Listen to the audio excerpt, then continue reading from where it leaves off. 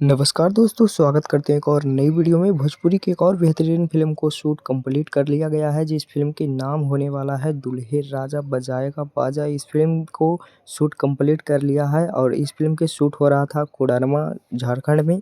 और इस फ़िल्म को पूरी शूट कंप्लीट कर लिया गया है और इस फ़िल्म में नज़र आएँगे पल्लवी गिरी, डिम्पल सिंह जैसे बहुत ही दिग्गज कलाकार भोजपुरी के इसमें काम किए हैं और बहुत ही ज़्यादा इस फ़िल्म की कहानी मज़ेदार होने वाला है और पूरे फैमिली के साथ इस फ़िल्म की कहानी को बैठ के देख सकते हैं। बहुत ही अच्छी फ़िल्म ये बनाई गई है।